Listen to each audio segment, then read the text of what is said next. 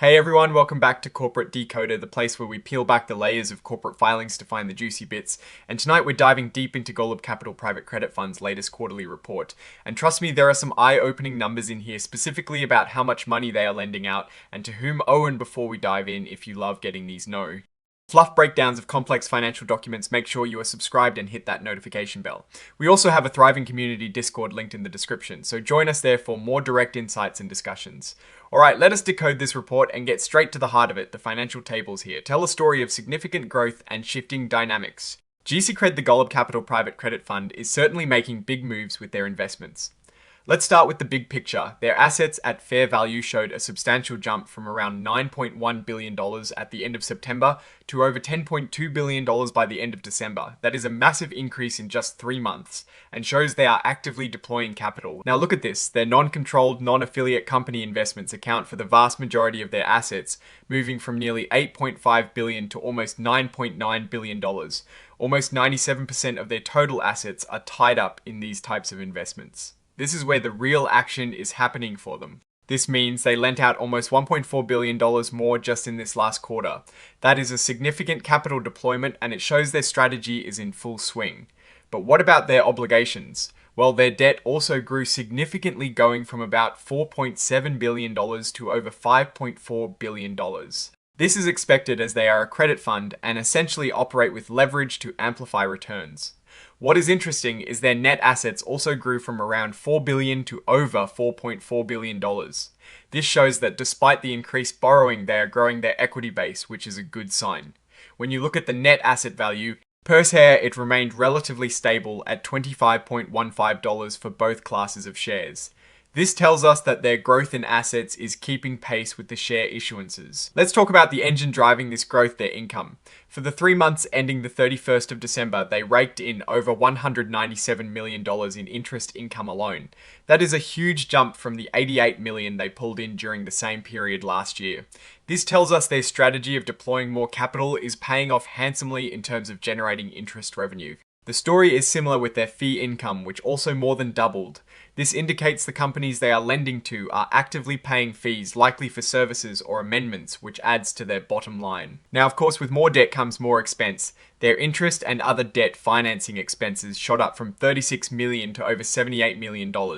This is a direct consequence of their increased borrowing to fund those new investments. It means a chunk of that new interest income is going right back out to service their own debt. However, their net investment income still grew substantially year over year, from about $39 million to nearly $98 million, showing that the growth in income outpaced the growth in expenses. Looking at the realized gains and losses, we see a small hiccup. A small loss of $378,000 on investments might seem concerning, but it is minuscule compared to their total portfolio size. More importantly, the net change in unrealized appreciation shows a loss of over $3 million for the quarter. This typically means some of their investments are worth less at the end of the period than at the beginning. It is important to remember though that these are unrealized losses. They only become real when the asset is sold. When we look at the breakdown of their investments, it is clear they are heavily focused on debt investments, which is expected for a private credit fund. Senior secured loans and one-stop loans make up the vast majority of their portfolio. Their strategy seems to be centered around lending to companies that are growing fast and can support higher interest rates. The average interest rate on new loans is around 8.5%, which is quite strong. And when you see that 92.4% of their loan portfolio has interest rate floors, that is crucial. This means even if interest rates fall, they are guaranteed a minimum return on a large portion of their debt investments, which provides a stability layer. Their portfolio is overwhelmingly concentrated in the United States, with over 60% of their investments in the Southeast, Midwest, and Mid-Atlantic regions. This geographic concentration might be a risk, but it likely also reflects their deep connections and expertise in these markets. Digging into the industry breakdown within their investments, we see significant exposure to diverse sectors. For instance, they have a large presence in automobiles with over $280 million in fair value for auto components and over $119 million in auto companies. Additionally, they have substantial investments in healthcare equipment and supplies and healthcare providers and services, showing a clear focus on these resilient sectors. They also have a strong presence in software, which makes sense given the current market trends. However, this filing also highlights risks. The fair value of their level 3 investments is substantial at over $8.4 billion. This means a significant portion of their portfolio has valuations based on unobservable inputs and requires significant management judgment.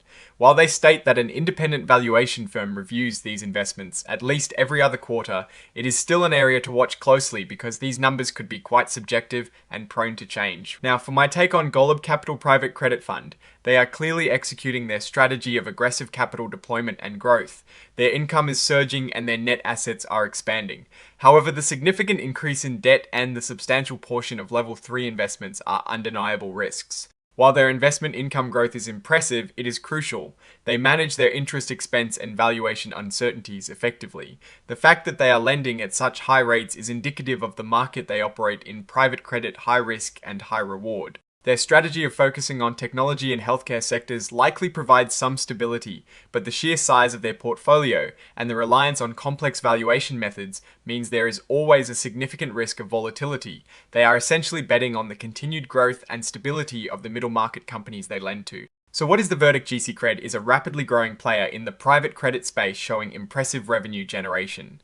However, investors should be aware of the heightened risks associated with leveraged operations and heavily unobservable level 3 valuations. It is a high stakes game, and while they are winning now, market shifts are always a concern.